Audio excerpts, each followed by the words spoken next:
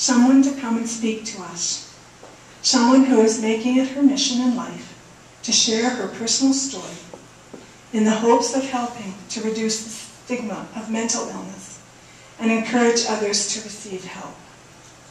She led her own Wear the Red campaign for World Suicide Prevention Day, which was last Friday, September the 10th. The response was amazing, and through social network media, she raised awareness about suicide and inspired the likes of Jann Arden and Brett Wilson to wear red in honor of suicide prevention. Please welcome Lee Wilgocheski.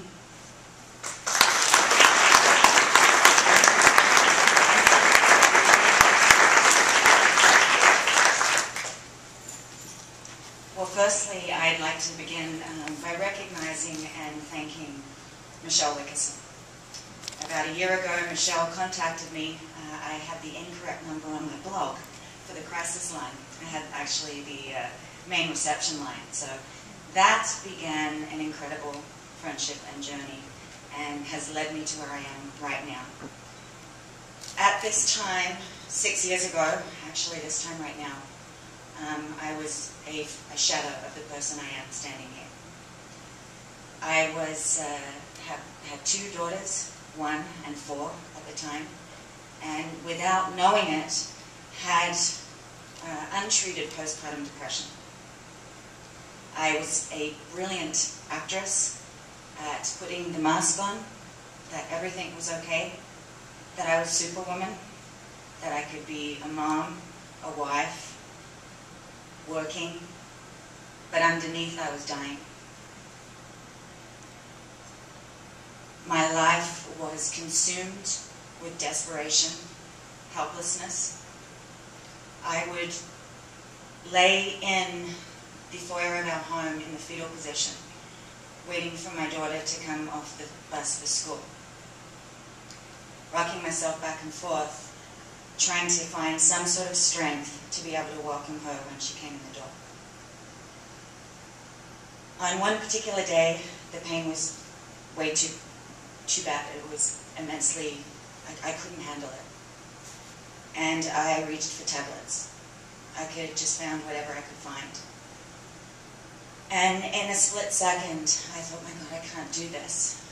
And I called the crisis line.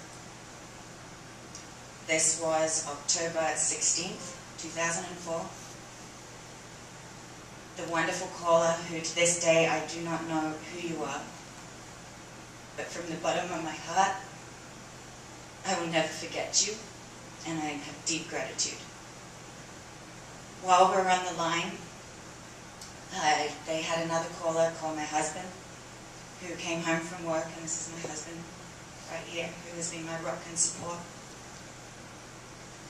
And he came home and they took me to the South Calgary mental health clinic because they have a mental health issue area there. I was then asked to come back on Monday morning, that was a Friday, and within 10 minutes the psychiatrist admitted me to the psychiatric ward. I was in the psychiatric ward for 3 weeks, still in denial, thinking that nothing was wrong. I had dropped 45 pounds.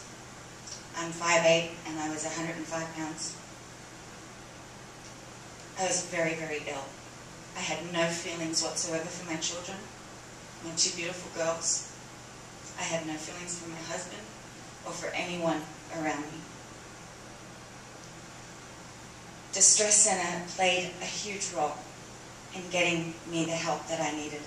If I had not made that call on October 16th, 2004, I may not be here today.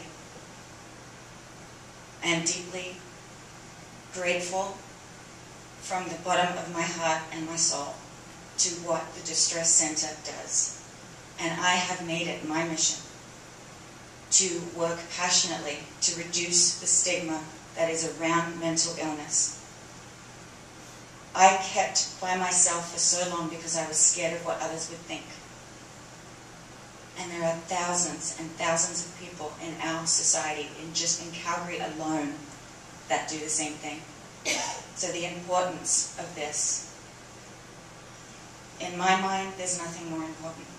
than a life, than saving a life, and distress center plays a huge role in that. And in closing, where I am today, I've come a long way. I've done a lot of work, a lot of personal development work, coaching, psychology, psychiatric counseling. I've put in the effort to stand here tall and proud and a brilliant woman. I'm almost completed my book about my journey, which I will be donating proceeds to Distress Center from the sales of that book. I created a birthday wish campaign, so instead of receiving birthday presents, I had all my friends and friends of friends donate, and in one day we raised $3,800. Is it, Michelle? So it is there, and I would have to say that probably 9 times out of 10 when I share my story, someone will come up to me and say they've either experienced it or someone they love has. It's real. It's frightening, and it's real. In Alberta, our youth, ages 15 to 24, suicide is the second highest cause of death. My daughter is 11. She's coming into those ages.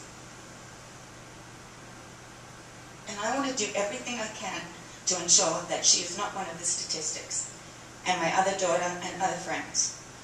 So I am actually training along with Tessa Burns, who is a psychologist with Serenity Now Wellness, to become the first certified safe space facilitators for Lisa Nichols' program, Motivating the Teen Spirit, which over its years of service have saved and intervened over 3,000 teen lives from suicide. That's where I am, and I am totally grateful, Michelle, for allowing me this opportunity.